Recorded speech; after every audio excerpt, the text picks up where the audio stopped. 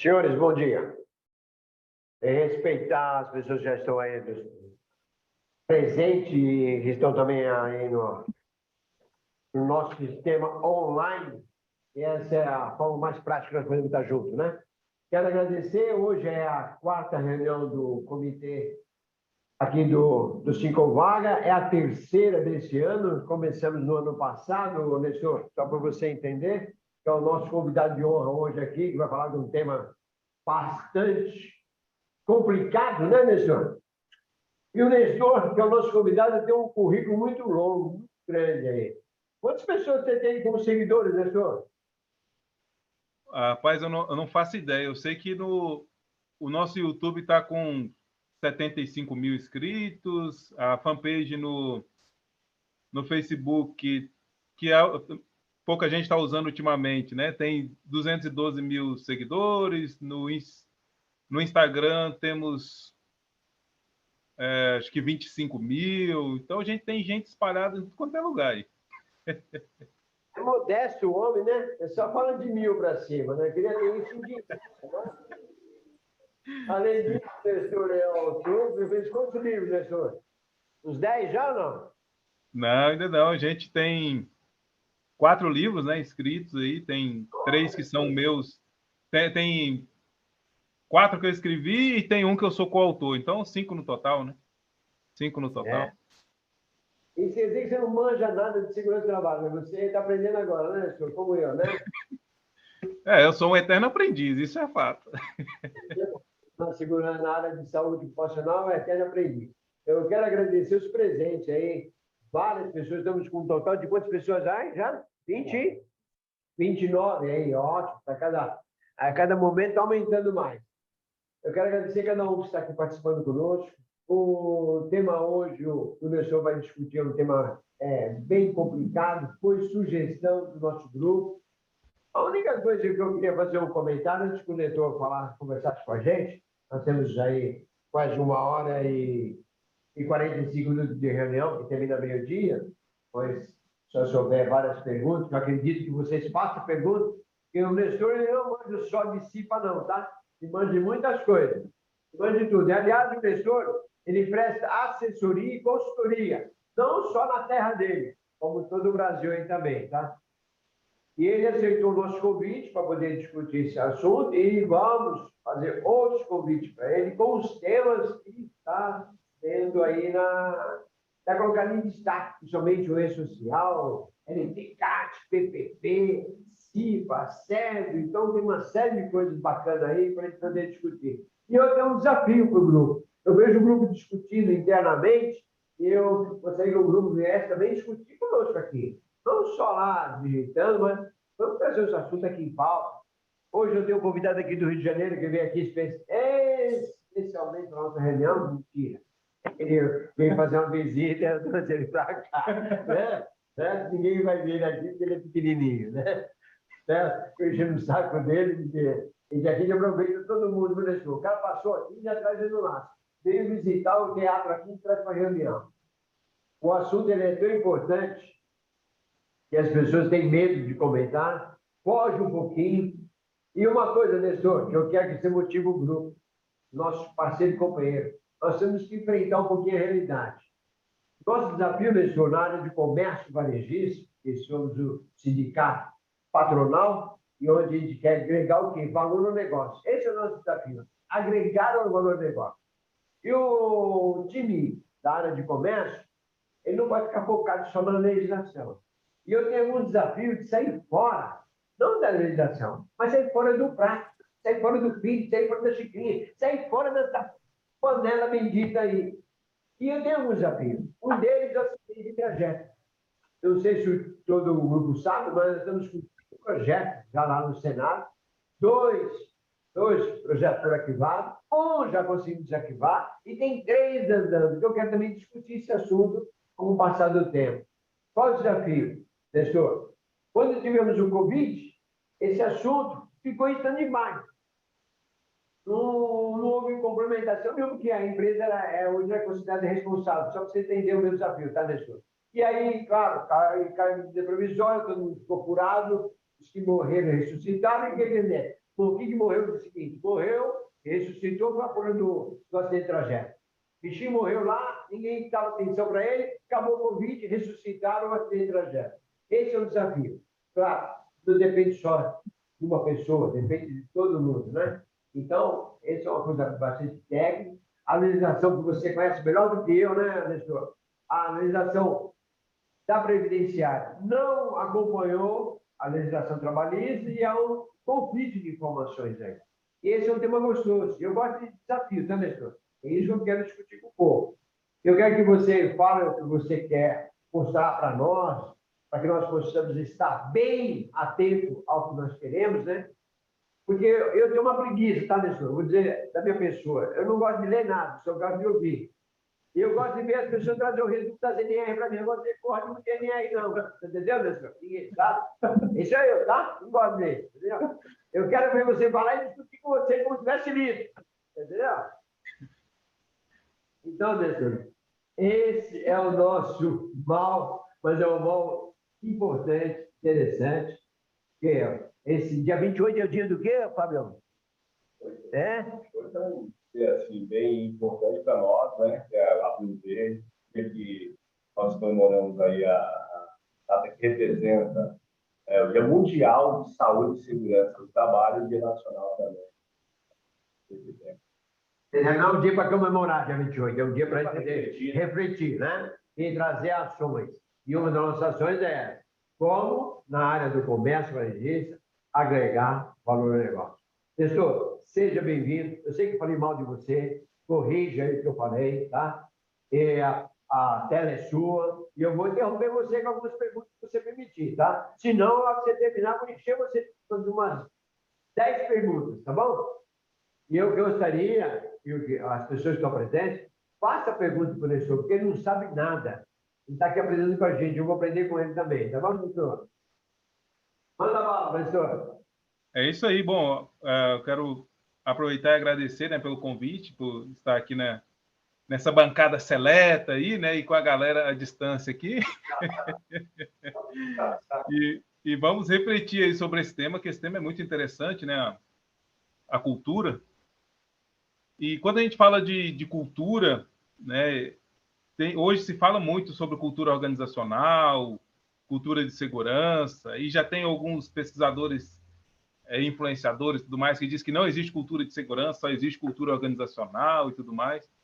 Mas como é que eu vejo isso? Eu vejo como você tem, lógico, o norte maior é a cultura organizacional, como se fosse uma pizza, e ainda dentro dessa pizza aí de cultura organizacional, você tem várias outras culturas ou subculturas. Então, você tem a cultura de qualidade, cultura de atendimento ao cliente, cultura de manutenção, e você tem uma das fatias que chama cultura de segurança, né? E essa cultura de segurança, ela é um assunto que, sim, dá para estudar, dá para melhorar, né? Tanto é que a gente tem aí algumas metodologias quando a gente fala de cultura de segurança. A metodologia Hearts and Minds, por exemplo, a metodologia curva de Bradley do POM. Então, a cultura é algo que se consegue, inclusive, medir através dessas metodologias. Mas, enfim, o que seria especificamente a tal cultura de segurança? Tem várias definições, mas tem uma definição do Schneider que eu gosto muito, que ele diz que cultura de segurança é a percepção dos eventos, é as práticas, é os procedimentos, bem como o tipo de comportamento que são recompensados, apoiados e esperados em um ambiente organizacional específico. Então, de novo, né, simplificando o que ele diz, cultura de segurança é o tipo de comportamento esperado, recompensado e apoiado por uma organização específica. E aí a gente já tem um desenho aqui inicial bem interessante. Tem gente que fala também que cultura é aquilo que as pessoas fazem quando o chefe não está olhando, que também é uma outra forma interessante de você definir a cultura. Mas eu gosto muito dessa definição do Schneider, que ela diz que a cultura é o tipo de comportamento que é recompensado, esperado e apoiado numa organização específica. Então, a cultura ela é criada pela organização. É a empresa que cria a cultura. Então, digamos que a organização cria cultura E a cultura da organização acaba criando aquilo que o Scott Geller chama de norma social, né? A norma social é o jeito que as pessoas se comportam dentro da empresa. Então, você tem lá a cultura formal, que é documentos, manuais e tudo mais, e você tem a cultura como ela realmente é. Em muitas empresas, o que a gente vê? O SESMIT fala, a segurança é importante, use sempre os seus EPIs, não corra na sua atividade, se a máquina parar, você chama o setor de manutenção, mas aí quando vai lá para a prática, o que a gente vê? Uma coisa totalmente diferente. Quando a máquina para, o próprio líder fala, enfia a mão e destrava a máquina na mão mesmo. Quando o trabalhador está trabalhando num ritmo mais normal, a liderança vem e põe o cara para correr. Aí, quando a liderança põe as pessoas para correr muito, elas acabam, às vezes, abrindo mão da sua própria segurança para entregar a produtividade. Então, é por isso que a cultura ela cria a norma social, os comportamentos que o trabalhador vai ter no dia a dia. Então, a empresa ela cria essa cultura que, normalmente, conforme até o Edgar Schein, né, que foi o primeiro cara que estudou sobre cultura, que criou livros e tudo mais. Inclusive, o Edgar Schein faleceu há uns 2 anos atrás, alguma coisa assim. Ele diz que a cultura ela é criada mesmo através do líder fundador da empresa, e ela vai mudando ao longo do tempo. Então, o Edgar Schein ele diz o seguinte, o fundador da empresa ele tem a cultura dele pessoal. Que aí ele vai e cria uma empresa, uma pequena empresa, essa empresa vai crescendo, ele vai passando essa cultura para as pessoas que estão ao lado dele. E depois, quando a empresa vai crescendo, os líderes que estão ao lado dele vão disseminando a cultura para baixo. Então, exemplo, né? Por exemplo, o líder pode ter aquela cultura o fundador, o membro fundador pode ter aquela cultura, aquela ideia na mente de missão dada é missão cumprida. Então, todo mundo que está com ele entende essa mesma visão, missão dada é missão cumprida. E o pessoal fala, isso funciona, porque a empresa nasceu com ele, agora tem 1.000 empregados, então missão dada é missão cumprida, isso vem de cima para baixo. A cultura pode ser sonegar imposto, quebrar regra e tudo mais. Então, esse fundador, ele passa essa ideia para as pessoas que estão mais próximas dele, essas pessoas compram a ideia dele, porque as pessoas veem o negócio do cara prosperando, e aí isso vai disseminando nos outros trabalhadores. Até que um belo dia pode acontecer alguma coisa, um evento grave, né? A empresa cair por exemplo, se a gente vai falando de sonegação, a empresa cair na receita, se a gente vai falando de missão dada e missão cumprida, às vezes acontecem alguns acidentes graves, e aí o pessoal fala, precisamos mudar a nossa cultura. Aí o que faz? Chama lá um consultor como eu para fazer um diagnóstico e tentar mudar, né? Lógico que é um trabalho difícil, né, para fazer. Enfim, o que a gente vê no Brasil hoje em termos de cultura? A cultura no Brasil hoje ela é muito punitiva, ela é muito... Por exemplo, o trabalhador não está usando o EPI, toma uma advertência, né? Toma uma advertência. E isso acaba sendo um problema, porque quando a gente fala de educar adultos, se hoje já se fala se discute hoje a punição de crianças, quem dirá a punição de adultos, né? Você vai chegar num cara que executa uma atividade há 20 anos, aí chega lá um técnico de segurança de trabalho com 35 anos, bem mais novo que o cara, e quer dar uma advertência nele, sendo que o cara sempre, às vezes sempre fez daquele jeito. É bem complicado isso, né? Então, você tem hoje a punição, você tem hoje a cultura da culpa nas empresas, a cultura de buscar o erro. Infelizmente, ainda existe em muitas empresas isso. Fulano errou, né? E todo mundo cai de pau no cara. Só que, às vezes, as pessoas desconsideram que todo mundo erra, né? Simples assim. O que não pode aceitar é a pessoa ficar cometendo o mesmo erro frequentemente, mas me diga quem nunca errou, que eu te digo quem nunca fez nada, né? Me diga quem nunca errou, que eu te digo quem nunca fez nada. Então, o erro é humano e as pessoas vão errar. Essa busca pelo erro atrapalha muito. E a gente vê muito isso nas empresas, por exemplo. Você tem lá um setor com 20 pessoas. 19 estão usando os EPIs direitinho. Uma não está usando. O que normalmente o setor de segurança, os líderes fazem? Eles passam pelos 19 trabalhadores que estão usando o EPI direitinho, ninguém fala nada, e eles vão atrás daquele um trabalhador que não está usando e critica o cara e dá uma advertência, não sei o mais. E às vezes, esse cara que não está usando, às vezes ele esqueceu usar naquele dia. Foi um erro não intencional, não foi uma violação intencional, ele só esqueceu mesmo. E a gente consegue ver essa cultura negativa vazando para tudo quanto é lado, né? No foco, no acidente zero, né? Aí você, olha que coisa interessante, né? A gente fala de segurança no trabalho, mas no Brasil, o próprio conceito de segurança no trabalho é a ausência de acidentes. Então, como é que você vai ter um conceito de uma coisa como a ausência de outra? Tipo, o que é um limão? Um limão é um limão, ele é azedo, ele tem carocinho, etc. Esse é o limão. Agora, imagine se você olhasse para um limão e falasse, isso aqui é um limão porque não é uma laranja. Isso aqui é um limão porque não é um abacate. Isso aqui é um limão porque não é uma pera. É isso que a gente faz com a definição de acidente hoje. A definição de segurança. Você define a segurança pela ausência de outra coisa. Até o próprio significado da segurança do trabalho não tem um significado próprio em si.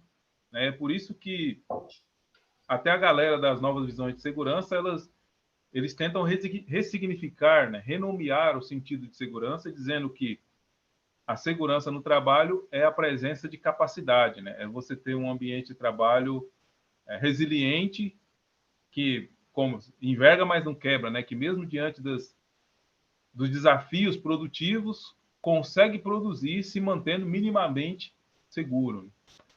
Então, você tem toda essa esfera, né, de segurança no Brasil, muito negativa, e aí você tem um efeito, né? Quando você tem uma segurança do trabalho, como no Brasil a gente tem, extremamente negativa, focada no erro, no acidente zero, etc., você acaba vendo que até nos fóruns de segurança, com profissionais de segurança, existe meio que um culto ao acidente.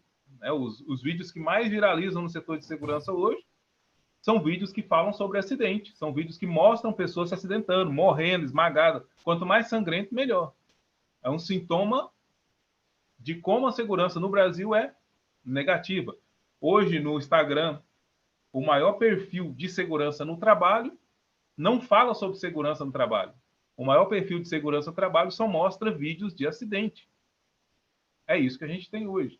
Um sintoma dessa segurança, dessa cultura de segurança negativa que a gente tem hoje, né, infelizmente, nas empresas brasileiras, onde se olha muito para o EPI, né, para a norma, para a regra, e às vezes se olha pouco para as famosas soft skills, né, habilidade de comunicação, liderança, persuasão, envolvimento nas práticas seguras. Então a gente precisa melhorar muito, né, o nosso caminho na segurança do trabalho, para que a gente tenha uma segurança do trabalho positiva, que atraia as pessoas, que não faça ao contrário, repelir pessoas. Porque a segurança do trabalho, como a gente tem hoje, ela repele as pessoas. O trabalhador não quer fazer parte disso, porque é uma coisa negativa, focada no acidente, focada no erro, focada na punição, focada só em coisa ruim. É por isso que hoje nas empresas, quando o setor de segurança bate a porta lá do patrão, o patrão já pensa, né? Poxa, aconteceu um acidente ou o cara veio pedir dinheiro, né? O técnico de segurança, quando bate na porta do chefe, já alguma coisa deu errado lá. Aconteceu um acidente ou vem pedir dinheiro, das duas uma. Porque o setor de segurança hoje no Brasil, infelizmente, ele é o mensageiro da desgraça. Ele só leva para o patrão hoje coisa ruim. A maioria das empresas é isso que acontece. O setor de segurança só leva notícia ruim para o empregador. E ainda depois reclama quando não é valorizado pela empresa, quando ganha pouco, etc, etc. Então a gente precisa melhorar muito. Então esse é um aspecto geral aí quando a gente fala de cultura no Brasil hoje, né? Lógico, na minha visão. Uma cultura negativa, focada no erro, focada no acidente, né? E você tem aí aquele foco no acidente zero e tantas outras coisas problemáticas. Quando a gente fala de acidente zero, a gente já tem uma polêmica grande aqui, né? Porque muitas empresas ainda ostentam, até na porta da empresa, lá aquela placa, estamos há 1 milhão de anos sem acidente de trabalho. Desde que o mundo nasceu, a gente está sem acidente. E aí o pessoal cria todo um movimento em torno daquela placa e ai de quem criticar, né, esse tipo de visão. De vez em quando no LinkedIn eu ouso, né, falar, ô pessoal, ó, esse foco aí no zero acidente tá meio irrealista, porque se a gente for ver que até na casa da gente, às vezes, a gente tem acidentes, como é que a gente não vai ter acidente numa grande empresa? Eu moro aqui em Aparecida de Goiânia, no estado de Goiás, tenho aqui, né, uma adolescente e 2 crianças em casa, eu e a esposa e uma cachorra. De vez em quando os meninos caem aqui, rala, machuca. De vez em quando eu jogando bola aqui, fico tomando anti-inflamatório durante a semana, porque corri, deu um estiramento, alguma coisa. Então, vira e mexe, tem algum evento negativo, tem algum acidente, algum evento fora do padrão. Não é essa a própria definição de acidente? É um evento não programado, indesejado e raro? Aí você chega, né, numa empresa com 300, 400, 500 trabalhadores e quer acreditar que aquela empresa passou 3 anos sem ter um acidente de trabalho. Dependendo do tipo de empresa, na verdade, isso é impossível. Uma siderúrgica, né, uma construção civil, ali, grau de risco 3 e 4, é impossível você ter esse movimento. Então, quando eu passo na porta das empresas e vejo esse tipo de placa, eu já fico olhando e pensando, será mesmo? Né? E aí você tem toda a problemática que vem por trás. Né? Se você tem esse culto ao zero acidente nas empresas, essa cultura do zero acidente, quando o trabalhador se acidenta, é menos propenso dele contar sobre o acidente dele, porque ninguém quer ser a pessoa que zerou a placa. Ninguém quer ser a pessoa que quebrou a meta. Então, as pessoas tentam camuflar os acidentes de trabalho. Tá bom, obrigado. Tempos atrás, quando eu trabalhei no Sindicato Metalúrgico aqui em Goiás, aconteceu um evento bem interessante, assim, marcante na minha carreira, que foi o seguinte. Eu estava lá, sentado na sala, o telefone tocou, era um trabalhador de uma empresa, me dizendo o seguinte, falou, Nestor, o que está acontecendo aqui na nossa empresa é que a gente não pode relatar os acidentes de trabalho. Eu falei, como assim? A gente não pode relatar.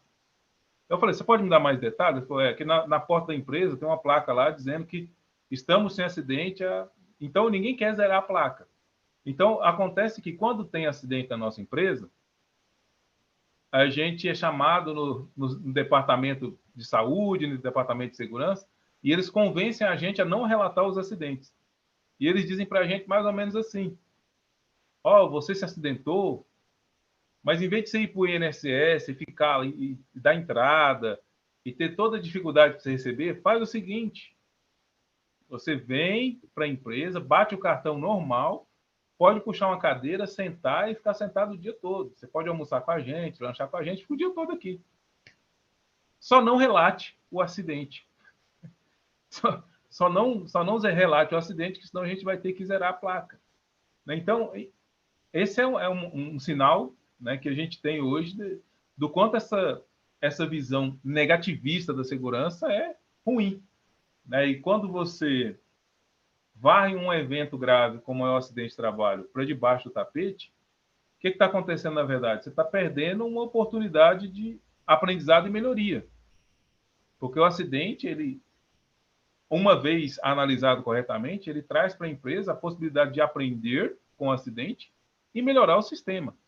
Mas quando você, né, esconde os acidentes debaixo do tapete, o ambiente de trabalho continua o mesmo, a porta para o próximo acidente continua aberta e é uma questão, às vezes, até de sorte para que aconteça aí um novo acidente. Né? Sorte, azar, me refiro a um evento não programado, né? Para que aconteça um outro acidente. Então, essa é uma visão geral a respeito de como eu enxergo a segurança, a cultura de segurança no Brasil. Lógico que a gente tem E quando quiser me interromper, fica à vontade aí, viu, pessoal? Pode levantar a mão, pode chamar aí, que a gente comenta. Oi. Então, nessa sua introdução aí, Uhum. do nosso tema, que seria aí a visão, a nova visão de segurança, como é que você coloca a cultura em que a organização da nova visão de segurança? Aonde você coloca a cultura? Aonde você colocaria o acidente zero? Qual seria a proposta para isso, então? Legal. Então, quando a gente fala da nova visão de segurança, ela vem com o objetivo de quebrar os antigos paradigmas, né? Que o pessoal tanto tá grudado. A nova visão, ela traz um aspecto mais humano e mais realista da própria segurança no trabalho. Por exemplo, né? Em vez de cultuar o zero acidente, em vez de ficar, nossa, a gente tem que ter o zero acidente, ela coloca lá, olha, segurança é a presença de capacidade. E não existe esse culto ao acidente zero. Existe um entendimento de que o acidente é não desejado, mas que uma vez que aconteceu, tem que se aprender com ele e melhorar. Então, quando a gente fala de nova visão de segurança, hoje a gente tem 3 caras que trazem essa questão das visões de segurança. Todas eles estão meio que interligados. Então, hoje, em termos de nova visão, o que a gente tem, né? Tem o Safety 1 e Safety 2, né, que é a segurança 1 e segurança 2, que é de um sujeito chamado Eric Honegel. Existe também o HOP, né, Human Organizational Performance, que seria tipo alguma coisa como desenvolvimento humano e organizacional. E existe também o Safety Differently, que é a segurança diferente, que é de um sujeito que está lá na Austrália, né? Um cara que eu tenho 4 livros, ele deve ter uns 10 livros já. É um cara que escreve muito lá. E ele tem a Safety Differently, né? A segurança diferente. Essas três visões de segurança, elas vêm trazendo um novo olhar para a segurança. E se a gente for dar um outro passo ainda, você tem outros elementos que meio que estão intrinsecamente ligados às novas visões, como segurança psicológica, né? E quando a gente fala de segurança psicológica, você tem, por exemplo, a Emmett Monson, que lançou um livro que está até em português, né, que chama Organização Sem Medo. Quando a gente fala de nova visão de segurança, já que eu falei em livro, né, não existe no Brasil um livro genuinamente escrito sobre nova visão com esses caras aí da gringa, né? Existem coisas que são traduzidas. Mas na verdade, existe só um dos livros que foram traduzidos ainda, que é o do Hop. Esse livro já tem uma versão em português. Dá um tempinho aqui, eu levanto e pego ele ali, para vocês darem uma olhada nele. Eu acabei ficando devendo, né? O Sidney Dekker é o cara por trás da segurança diferente, né? O Safety Differently, né? A segurança diferente é desse autor chamado Sidney Dekker, um ele mora na Austrália, e ele tem um trabalho muito interessante e de implementação, né, a respeito da nova visão. E todas essas novas visões, né, que às vezes aparece que está meio lúdico, elas encontram eco na prática. Você tem muitas empresas que já estão praticando novas visões. Eu tive numa aqui recentemente em Goiás mesmo, só não vou dizer o nome para não... uma grande rede de frigoríficos, vou só dizer assim, quem sabe ler, minha palavra basta, né? Eles já estão implementando aqui essas novas visões de segurança. Por exemplo, lá não existe mais você dar advertência para o trabalhador, né? Você trata o adulto como adulto. O trabalhador errou, a gente vai conversar com o trabalhador, vai entender em qual contexto ele errou, porque na nova visão entende-se o quê? Que as pessoas cometem erro mesmo. E que quando acontece um erro, você avalia o contexto para saber no que o contexto influenciou no erro humano. Então, eu vou só dizer para vocês aqui os 5 aspectos do HOP, né? E aí eu já vou abrir aqui, estou vendo que o Henrique levantou a mão aqui, parece que um outro colega fez pergunta também. Então, eu vou só abrir os conceitos do HOP aqui para a gente caminhar um pouquinho na ideia, né? Então, os conceitos do HOP são 5. Primeiro deles, pessoas cometem erros. Então, por melhor que seja a pessoa, mais cedo ou mais tarde, ela vai errar, né? Aquela questão. Só erra o pênalti quem bate o pênalti. Princípio 2, né, dessa nova visão aí na teoria do HOP, né? Culpar não corrige nada. E quando você culpa alguém, você atribui... quem culpa, né, se sente bem em culpar, né? Você... Nossa, eu fiz o meu papel, eu fui lá, eu puni, eu dei uma advertência, não sei o quê. Mas a longo prazo isso não muda em nada. Inclusive,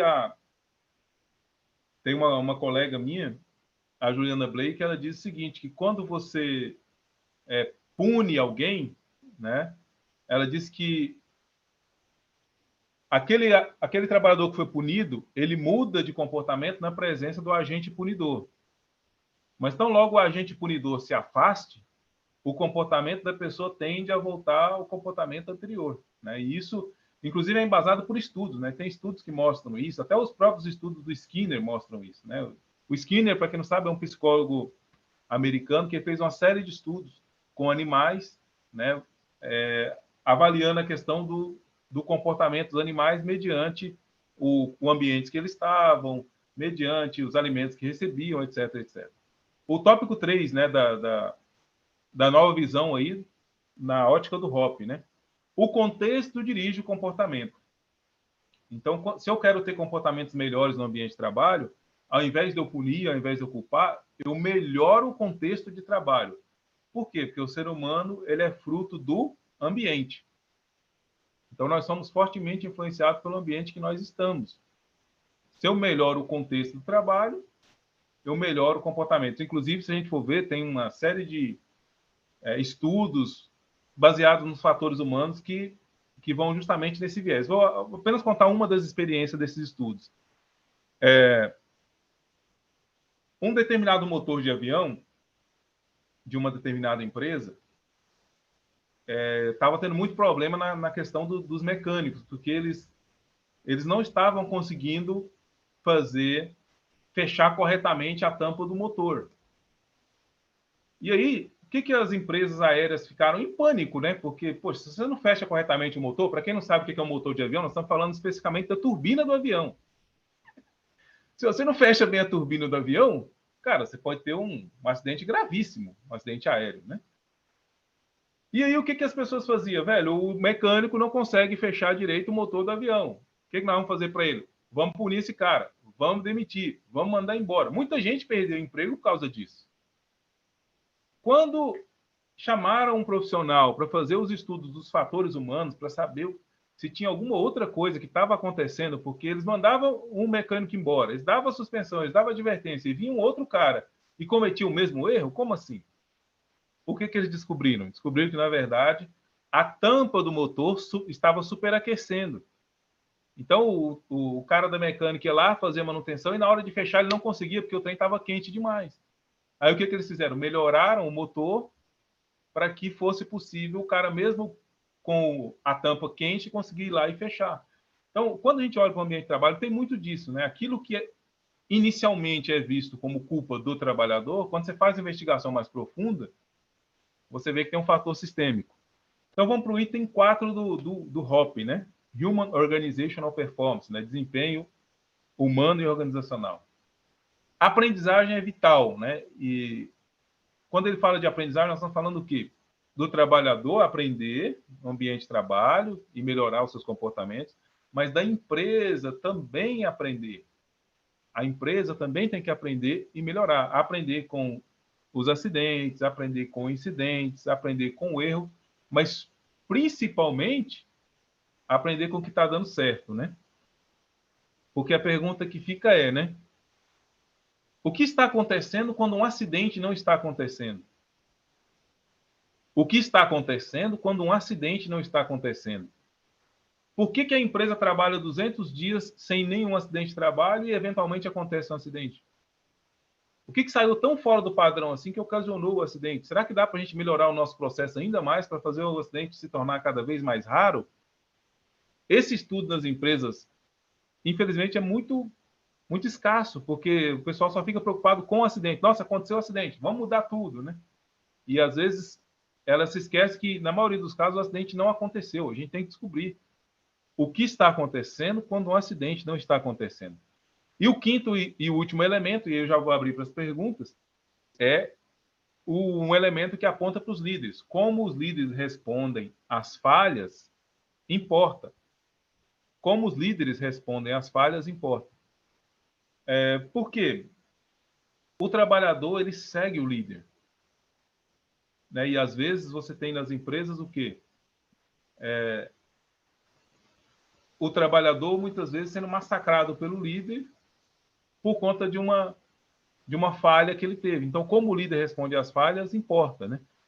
Tem até uma frase do Dale Carnegie, né, que diz o seguinte: o trabalhador só apoia aquilo que ele ajuda a criar, né? Então, a gente tem que, na verdade, ajuntar o trabalhador na segurança e ajudar a fazer com que o trabalhador seja um dos criadores da segurança. Ninguém sai de casa querendo se matar, né? Ninguém sai de casa querendo se acidentar. Então, o líder, quando ele percebe uma falha de alguém, ele deve buscar, na medida do possível, né, entender por que aquela falha aconteceu. O líder deve buscar pisar no freio inicialmente, né? Uma resposta dada logo após um evento grave, ela normalmente vem eivada de emoções e tende a não colaborar com a melhoria. Então, eu estava até falando isso esses dias aqui numa palestra que eu tive em Jundiaí, né, que às vezes um colega vai chamar a atenção de outro e passa do ponto, né? É ríspido, aí o colega que teve uma abordagem ríspida já volta com outra rispidez, e aí vira uma discussão e pode dar até porrada, né? Aí fica feio. Então, o líder, ele tem que saber disso, né? Logo após um evento grave, logo após um acidente, logo após uma falha, respira, espera passar algum tempo. Quando o nível de adrenalina, de emoção estiver baixado, aí é que ele vai tentar descobrir o que aconteceu para que ele possa ter o mínimo de empatia, né? O líder tem que entender o quê? O trabalhador também é inteligente, né? O trabalhador não foi para a empresa querendo se matar. Então, se houve um acidente, se houve algum erro do trabalhador que foi tão grave assim, algum motivo tem. E não custa ao líder entender para ver se talvez até a empresa está colaborando, né, para que aconteça um acidente, as falhas e tudo mais. Beleza? Bom, agora vamos lá para as perguntas. Depois, se der tempo, a gente aborda outras das novas visões aí, que a gente só falou de uma delas e tem mais outras duas também, que tem alguns assuntos interessantes. Nestor? Oi. Opa. Bom dia a todos. Bom dia, Nestor. Um prazer falar com você. Eu sou o Michael, do Grupo da Voz para o Mercado, sou engenheiro de segurança, e eu também atuo como professor no Senac São Miguel Paulista. Quando eu disse para os alunos que estaria aqui hoje conversando com você, eles mandaram um abraço para você e pediram que você também mande outro a eles. TST e curso livre do Senac São Miguel Paulista. Tá mandado aí, alunos. Ó, TST do curso de quanto? De onde? Curso Livres e TST 17 do Senac São Miguel Paulista. Aí, ó, galera do São Miguel Paulista, curso Livres e TST, abraço do Nestor para vocês. Isso aí. Aí, muito bom. Agora vamos à pergunta. Nestor, você comentou em sua fala que a cultura de segurança ela precisa ser implementada para que a gente consiga driblar um pouco situações históricas na área de segurança do trabalho, como pessoas que descumprem procedimentos e acabam sendo advertidas, coisas do tipo. Eu vejo que a cultura de segurança já vai na contramão da nossa sociedade, né? O nosso país ele é muito atrasado nisso, tanto que até mesmo os comentários que você fez foram todos com estudos internacionais, né? Aí minha pergunta para você a gente sempre trabalhou com uma política de consequência em cima das regras de ouro da empresa. Então, a empresa estabelece quais são os seus padrões de regras a ser seguidas e, se não forem cumpridas, ali tem uma política de consequência. Como seria essa questão da consequência quando você trata essencialmente do diálogo? como seria a questão da consequência para poder justificar aquela atitude que foi uma quebra de procedimento? Bacana. Bom, muito legal. Eu vou dar aqui um exemplo da Azul Linhas Aéreas, o que ela faz com os trabalhadores no caso de quebra de regra, enfim. O cara não está usando a EPI, não preencheu o checklist, etc. O que acontece na Azul Linhas Aéreas? Um trabalhador é pego não usando um EPI, por exemplo. A Azul Linhas Aéreas, né, o pessoal vai lá, chama esse trabalhador e conversa com ele. Fala, ô fulano, quando você foi contratado, né, você sabia que tinha as regras. Olha aqui o livrinho de regras, você assinou aqui, tá vendo? Então você sabia que tinha as regras. A gente precisa que você use os equipamentos de segurança. E a gente quer saber, existe alguma forma da gente te ajudar para você usar os equipamentos de segurança? A gente pode melhorar algum processo de alguma forma? Está te machucando? O que está acontecendo? Enfim, o que a Azul Linhas Aéreas faz? Ela ouve o trabalhador. Então, ela não chega descarregando no cara. Vamos pensar que não tinha nada a ser melhorado no sistema. Aí o trabalhador falou, então tá bom, não tem nada a ser melhorado no sistema, a melhoria então é pessoal, né? Aí ela volta e fala para o trabalhador, se não tem nada a ser melhorado, né? E como você entende as regras, a gente espera de você a colaboração, né? Que você, então, use os equipamentos direitinho, né? Para que não ocorra de ser chamada a atenção a próxima vez. Beleza? Então vai lá e trabalha e a gente espera a sua contribuição para que isso não aconteça mais. Beleza? Beleza. Aí o trabalhador vai trabalhar. Vamos pensar, então, que dali a uma semana, esse mesmo trabalhador é visto sem EPI de novo na mesma situação. O que a Azul Linhas Aéreas faz? Ela chama esse trabalhador de novo, falou, semana passada, né, você foi pego, não estava utilizando, sei lá, um protetor auditivo. Ficou nítido para a gente, Azul Linhas Aéreas, que você sabe que o uso é obrigatório na atividade XYZ. Você disse naquela ocasião que não existia nenhum padrão de segurança a ser melhorado, que era só uma questão pessoal sua mesmo. A gente quer saber, você continua com esse mesmo posicionamento, não tem nada a ser melhorado, é só seu comportamento mesmo? Vamos pensar que o trabalhador fala, sim, é eu mesmo, eu esqueci, eu não sei o que lá. Mas... O que as Azul Linhas Aéreas faz? Faz o seguinte, então vamos combinar o seguinte, a partir de agora, nós vamos considerar como se você tivesse com um aviso prévio, mas foi determinado por você esse aviso. É o seguinte, se você for pego durante X dias não usando de novo o protetor auditivo, você será desligado. Beleza? Você será desligado, porque você, já é a segunda vez, uma terceira vez, né, em pouco tempo, não é aceitável. Então, aí ela fala, porque se você não quiser usar o equipamento, quer dizer o quê? Que você não se adequa à cultura de segurança da Azul Linhas Aéreas, que a sua cultura é outra. Aí nós vamos liberar você para que você busque emprego numa cultura que está mais ligada com aquilo que você acredita. Então, o que a Azul Linhas Aéreas fez? Ela puniu? Ela julgou? Ela humilhou? Não. Ela só falou o seguinte, olha, a partir de agora, se você for pego de novo, você será desligado. Por justa causa? Não. Vai sair com um desligamento sem justa causa. Vai ter todos os seus direitos, todos os benefícios, e ainda vai ter a possibilidade de encontrar uma empresa que está ligada com a sua cultura, com o seu jeito de trabalhar. Porque o jeito da Azul é esse aqui, ó. Se você não quiser, então você pode estar livre para ter todos os benefícios, inclusive trabalhistas, para você poder ir buscar emprego em outro lugar. Então é assim que as empresas mais maduras elas lidam com a questão do erro, né? Do erro, da violação. A primeira coisa que elas fazem é uma escuta. Tem alguma coisa a melhorar no sistema? Né? O exemplo que a gente deu do avião, né? O motor está quente demais, você não consegue nem encostar? Ou é uma questão que o cara tinha a opção de escolher? Ocorre que, infelizmente, na maioria das empresas, a gente pressupõe que o comportamento inseguro do trabalhador é sempre uma escolha. E, às vezes, não é. Então, eu acho muito bacana esse protocolo da Azul.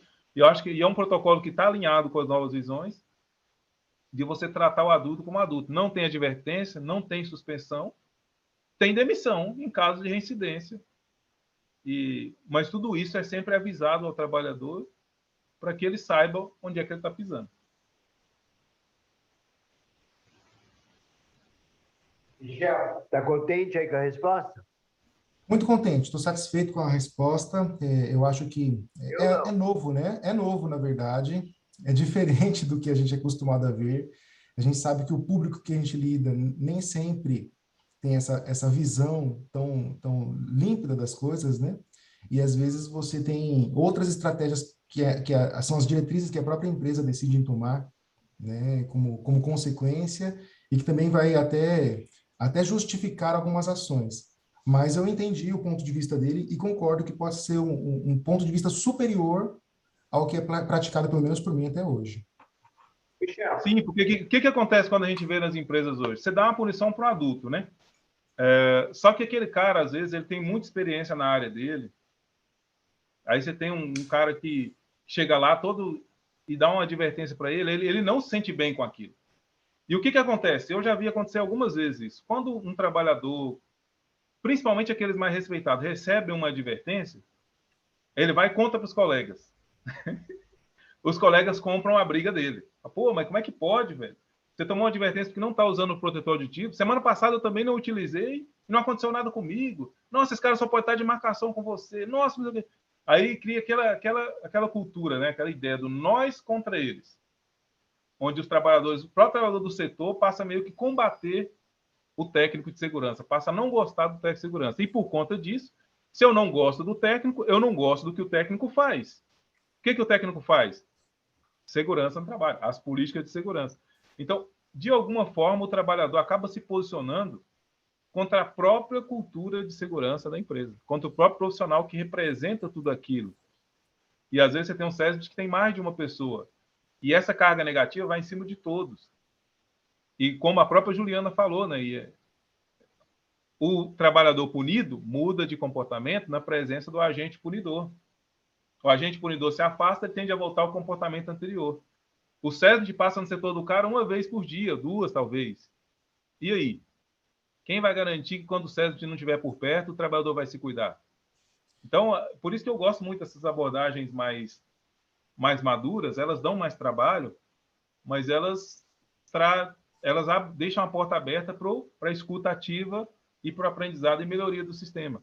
Quando a gente melhora o sistema de trabalho, muitos desses erros até deixam de acontecer, porque às vezes a falha está justamente em ter um processo de trabalho, né, desconexo, né?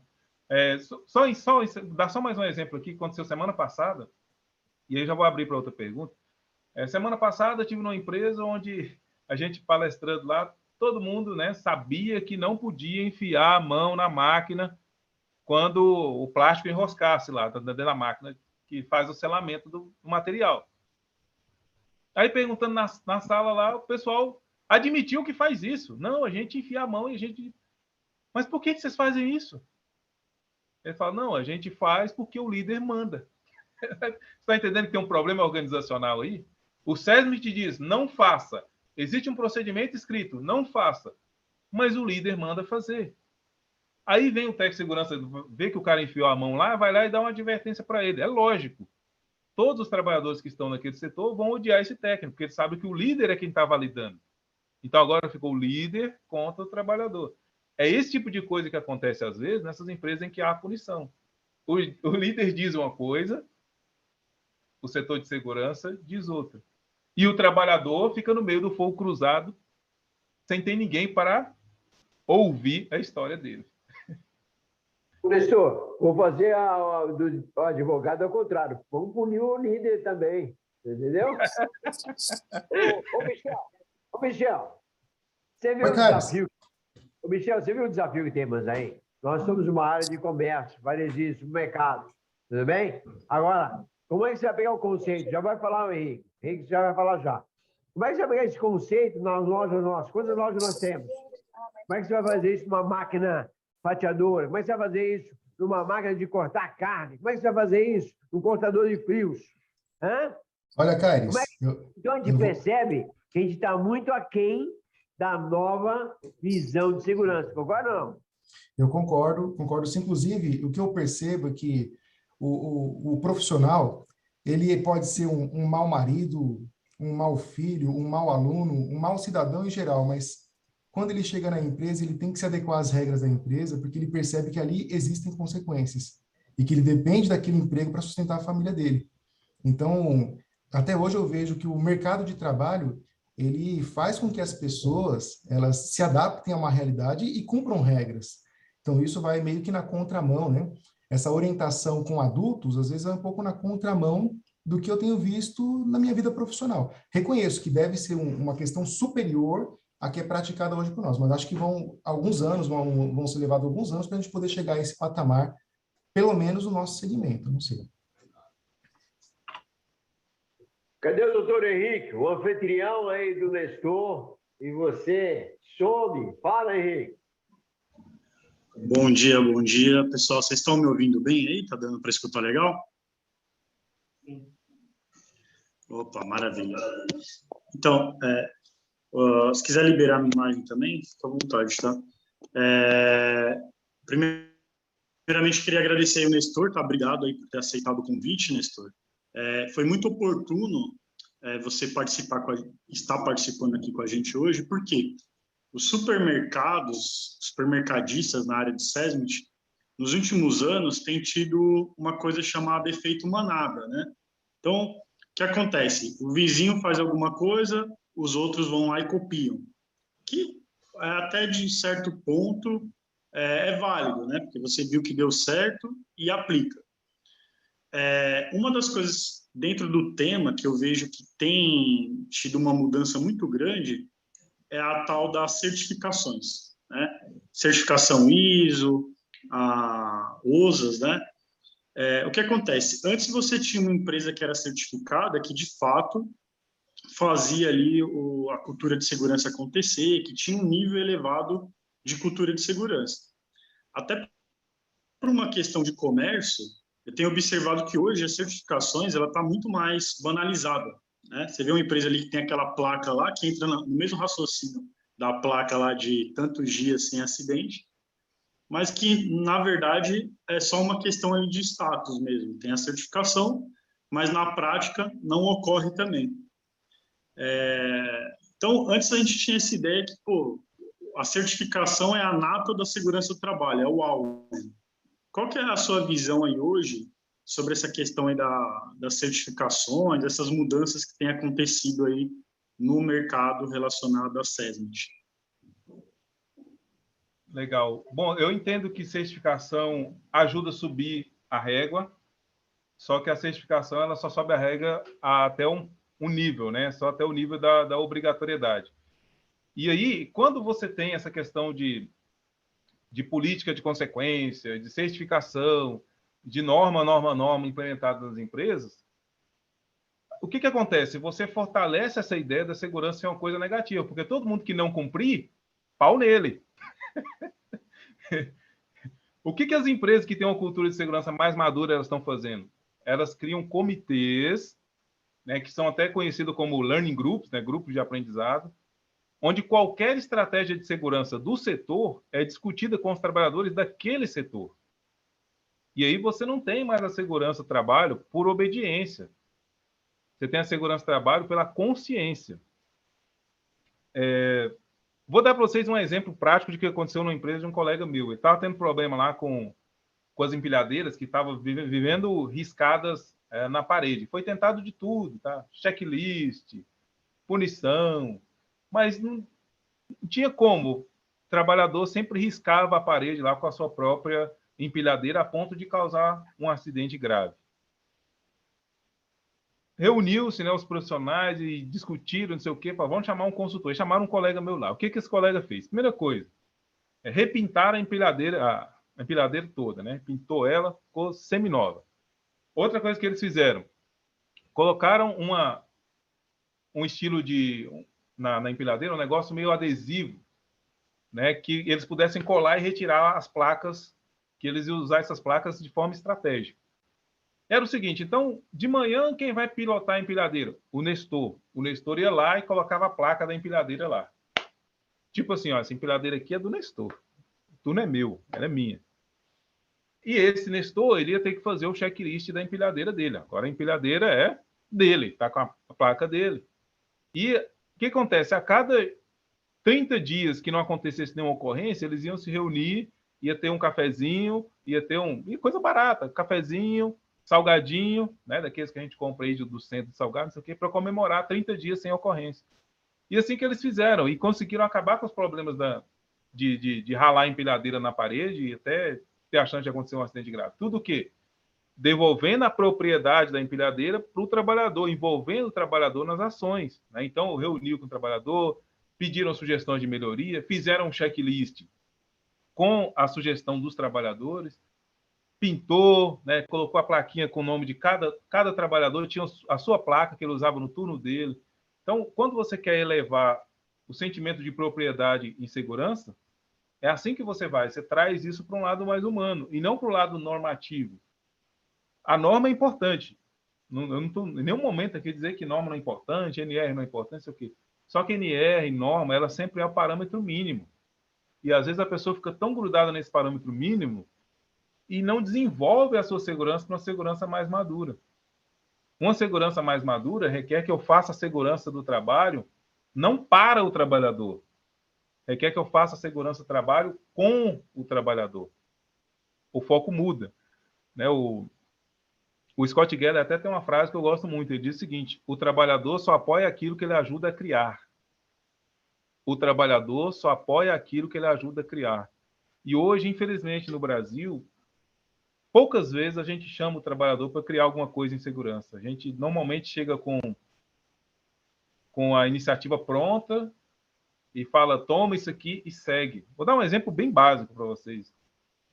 Criação de norma de segurança, norma interna. Ou até mesmo um checklist, vai. O que normalmente o pessoal faz? Ele vai lá, olha o setor de trabalho do trabalhador, cria o checklist, depois chega lá no outro dia e fala, toma esse checklist aqui, é seu.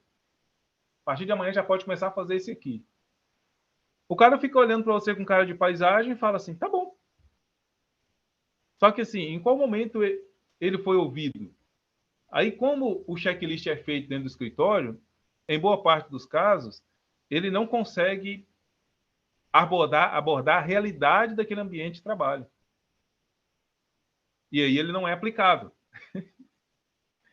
Aí você tem lá o checklist com 15 elementos. Vamos pensar que 10 são aplicáveis e 5 não são. O trabalhador é obrigado a fazer tudo, porque ele é imposto.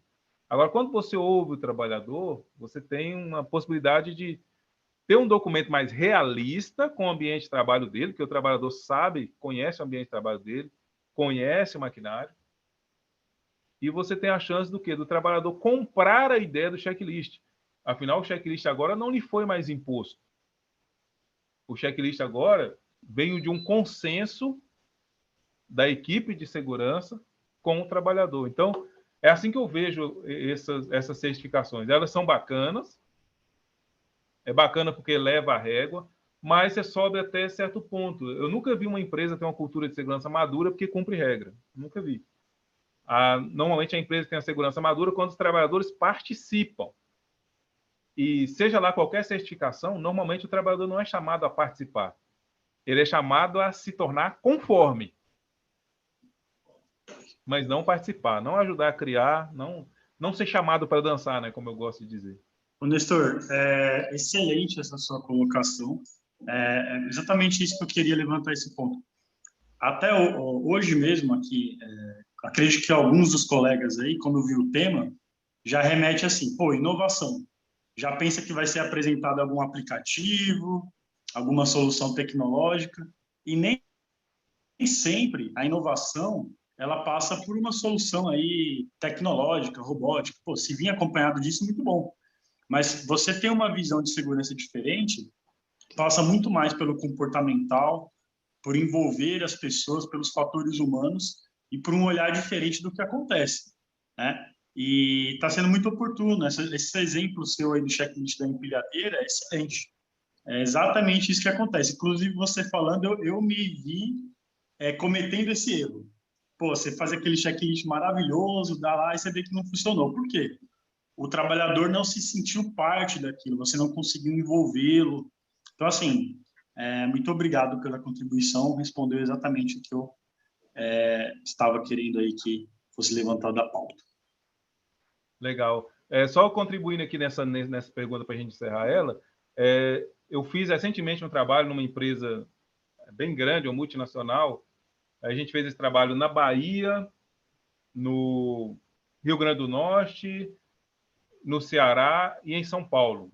Esse trabalho envolveu empresa do mesmo grupo, né, que tinha hidrelétrica e eólica.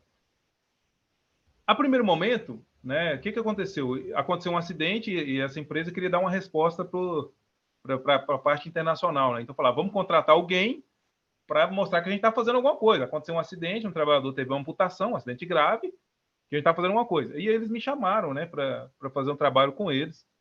A ideia inicial era o seguinte, Nestor, você vai lá, você vai ministrar um treinamento para ensinar o trabalhador a ficar focado 100% durante sua jornada de trabalho na atividade dele.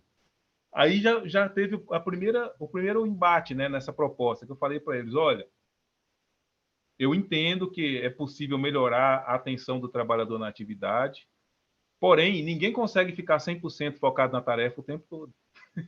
Eu falei para eles, eu não posso prometer isso para vocês, porque eu não vou conseguir cumprir. Aí eles falaram, poxa, tá bom, Nestor, então o que você pode trazer então? Eu falei, vamos trazer o conceito de cuidado ativo, então, para o trabalhador? Cuidar de si, cuidar do outro, se deixar cuidar. Vamos liberar as equipes para que elas mesmas cuidem umas das outras? Eles gostaram da ideia. Eu falei, maravilha, ó, ponto para o Nestor. Aí eu fiz um aprofundamento. Falei, e se a gente, ao invés de só ir nas empresas para ministrar um treinamento de percepção de risco, e se a gente ouvisse os trabalhadores? Em cada treinamento, eu tirasse lá um tempinho para poder fazer lá umas rodas de conversa, ouvir os trabalhadores, e aí eu ia trazer a percepção dos trabalhadores com relação à segurança do trabalho, no setor dele, ia fazer um resumo e trazer para vocês. O que vocês acham disso? Enfim, a gente conseguiu bolar um esquema bem bacana, onde a gente ia lá e começava 9 da manhã até o meio-dia, então eu fazia uma palestrinha, fazia palestra, o quê? Tinha uma roda de conversa e depois voltava para a palestra, depois terminava. Cara, o resultado disso foi maravilhosamente bom, porque ao longo dessas andanças, a gente descobriu o quê? Que as necessidades de segurança das hidrelétricas era diferente da necessidade de segurança das eólicas. Só que a empresa submetia todos ao mesmo tipo de regra. Mas são setores diferentes, com necessidade diferente. As regras teriam que ser diferentes. A gente descobriu também vários gaps de segurança que a organização ainda não tinha percebido. Tudo isso a partir de quê? De conversa. A gente fez lá um círculo, colocou uma pergunta poderosa, né? Colocou alguém como eu, que é de fora da empresa, que, né, normalmente as pessoas se abrem mais quando vem gente de fora. E a gente conseguiu trazer várias questões importantes que servem para a empresa depois fazer um plano de ação diretamente focado. Cada região tem o seu plano de ação diferente, baseado na realidade. E mais, o trabalhador, ele adora participar desse tipo de conversa. Adora. Ele adora falar sobre as iniciativas de segurança que não funcionam na área dele. Só que a gente não pergunta. Então a gente nunca fica sabendo, né? Então tá lá o nosso manual bonitinho, cheirosinho, maravilhosamente escrito, mas que na prática não funciona, porque está descolado da realidade. O trabalhador normalmente sabe onde é que está descolado da realidade, mas, de novo, ninguém pergunta.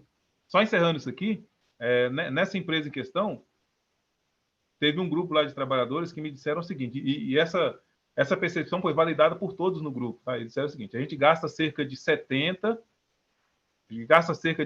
a 70% do tempo aqui no nosso trabalho só preenchendo burocracia de segurança. Vou repetir, a gente gasta cerca de 60% a 70% do tempo só preenchendo burocracia de segurança. E não fazendo a segurança na prática. Eles falaram assim, Nestor, a gente tem muito mais medo de errar no formulário de segurança do que de não usar o EPI. Porque se a gente erra no formulário de segurança, na hora que eles pegam o formulário de segurança lá, a gente toma não conformidade. Se a gente toma não conformidade, a gente é punido. Mas se a gente não usa o EPI, às vezes a gente trabalha sozinho. Ninguém vê mesmo. Ninguém vê. Então a gente tem muito mais medo de errar o formulário do que errar a segurança na prática. Então, infelizmente, é isso que a gente vê na maioria das empresas hoje. Né? Você tem né? Igual a Rayane está comentando aqui, ó, os procedimentos lindos no papel, mas que não funcionam na prática. Por que não funciona na prática? O trabalhador não foi envolvido, não foi ouvido, ninguém pensou em engajar, é tudo na base do comando e controle. E o comando e controle, para fazer gestão de segurança, é extremamente limitado. Você viu a pergunta da Juliana? Nestor? Deixa eu ver aqui. Está no chat, é? Está no chat.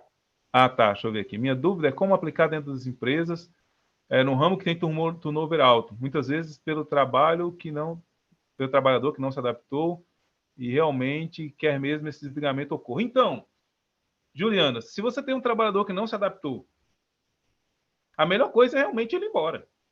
É muito melhor do que ele ficar dentro da empresa dando trabalho. Agora, Nestor, a empresa está com turnover alto. Seria o caso de alguém de fora tentar fazer um trabalho aí para descobrir por que as pessoas não estão ficando. De repente, elas têm os motivos dela. E aí pode passar por cargos e salários, possibilidade de promoção, vale-refeição, etc, etc, etc. Mas é importante a empresa saber disso. Por que as pessoas não estão ficando? Se o trabalhador não está ficando porque ele não está gostando daquele ambiente, cara, se eu não gosto do ambiente, eu vou ter mais dificuldade até de cumprir a segurança naquele ambiente. Então, esse turnover alto, esse não gostar do trabalho, certamente impacta até na forma como o trabalhador pratica a segurança nessa empresa. Então, se eu estou numa empresa dessa, eu tenho que descobrir, velho, por que o turnover está alto? Será que dá para modificar o perfil dos contratados, talvez? Ou será que o problema é nos ambientes de trabalho que, sei lá, está hostil para o trabalhador, os líderes são inflexíveis, sei lá. Tem que descobrir o que está acontecendo aí. Eu acho que se o turnover é muito alto, provavelmente isso pode impactar na prática da segurança também. Problema grave. Nestor, o Vitor quer fazer uma pergunta para você. Vai lá, Vitão. Bom dia a todos. Primeiramente, vocês estão me ouvindo bem? Sim. Vamos. Legal. Primeiramente, satisfação estar aqui com vocês hoje, satisfação de estar com você aí, Nestor. Eu concordo muito claramente aí com a visão da regra de ouro, né? Porém, pegando um gancho aí que nosso grande mestre Carlos levantou, né? A partir do momento que os nossos líderes estão muito bem treinados em segurança e liderança, qual que é o impacto que nós podemos ter em começar, de certa forma, a punir os nossos líderes? Ou até mesmo, Nestor, como tratar esses casos que você mesmo comentou, onde o líder induz o colaborador a cometer, né, algum ato inseguro, né? Desculpa, não me apresentei, sou o Vitor aqui do Supermercado Pague Menos. Legal. Bom, então a questão, né? Como é que faz com esse líder que está deixando? Na maioria dos casos, o líder ele está sendo vítima de uma pressão que vem de cima também, tá? É por isso que esse olhar é bem organizacional mesmo, tá? Bem organizacional mesmo. Muitas vezes o líder recebe uma pressão que vem de cima, ele simplesmente pega essa pressão e extravasa ela para a galera que está no nível hierárquico abaixo dele. Então, antes de a gente punir esse líder, eu tentaria ver, líder, qual é a pressão que você está sofrendo aqui na empresa? Será que é uma pressão justa com o seu cargo, com o seu salário, ou está demasiada para essa questão? Então, tem que observar isso também. Sobre as regras de ouro, né, elas, por si só, na minha opinião, elas são um problema, tá? Eu não gosto de regra de ouro, porque normalmente elas são amplas demais, né? E aí você tem uma dificuldade de cumprir elas muito, muito, muito cabulosa, né? Digamos assim. Toda vez que você coloca uma coisa assim muito inflexível, você tem algum problema. Até fiz um artigo esses dias, depois eu vou passar para vocês, se você quiser colocar no grupo aí, né? Por exemplo, tem uma empresa que eu fui que a empresa proíbe fumar lá dentro. Em qualquer ambiente da empresa proíbe fumar. Só que qual que é o problema? Essa empresa é uma empresa de tratamento de água, então ela é muito ampla. Para o cara sair para fumar, ele tem que caminhar, sair lá no portão. O que acontece? Caminhando dentro dessa empresa, a gente encontra vários toquinhos de cigarro. O trabalhador simplesmente encontra os lugares onde ele sabe que não será vigiado, ele vai lá e fuma dentro da empresa mesmo. Dentro do ambiente da empresa, não parede, né? No ambiente da empresa. Então, quando você tem uma cultura muito proibitiva, inflexível, em todas as situações, cara, você pode ter um problema. Você pode ter um problema. Eu até fiz um artigo esses dias comentando 12 regras de ouro que eu encontrei, né, na internet aí. E assim, a gente consegue desmontar cada uma das 12 regras se a gente olhar para a lógica e para a prática. A regra de ouro para quem? Para a empresa ou é para o trabalhador? Acho que é uma boa pergunta a gente fazer, né? Porque normalmente é só para a empresa mesmo. E às vezes está meio descalibrado ali da realidade, mas enfim. Voltando à sua questão, né? Então a questão da liderança resolveria sim, tá? É a fazer uma avaliação organizacional mesmo. Porque é até uma pergunta que alguns psicólogos do trabalho fazem hoje em dia, né? Quem é que cuida do cuidador, né? Quem é que cuida do cuidador?